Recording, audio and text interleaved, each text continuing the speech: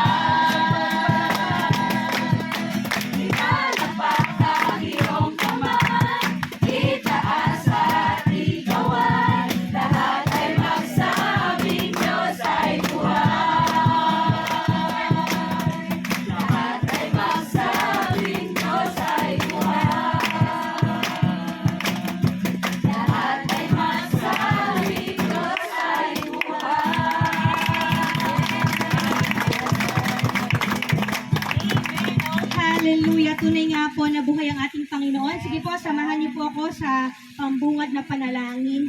Yes, Lord, we praise you and we thank you for the year 2025. And today, God, lalo ka po namin pasalamatan for giving us another year na kami po'y buhay, na kami po'y malakas, na kaya po namin makapaglingkod sa iyo, Panginoon. And Lord, salamat po for this very opportunity na kami po ay pinagsama-sama niyo po sa magandang lugar na ito. Thank you for the refreshment and relaxation na ipagkakaloob niyo po sa buhay ng bawat isa.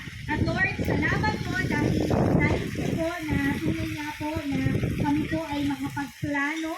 At Lord, naalala po namin na hindi po yung plano po namin yung mag-prevail, kundi yung plano mo, Panginoon. Tulungan niyo lamang po kami, Panginoon, na sumunod po kung ano po yung kalooban niyo po sa amin as a congregation sa JSIGM Bulacan, both sa Pampalan and Bicol.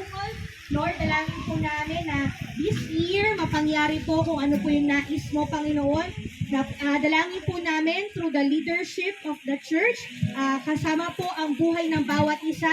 Ikaw po yung gumabay sa amin. Teach us, Panginoon, how to lead your people. And teach us, God, give us wisdom, Panginoon, kung paano ba po namin mai-improve, Panginoon, ang iyong gawain na pinagkatiwala niyo po sa amin, Panginoon.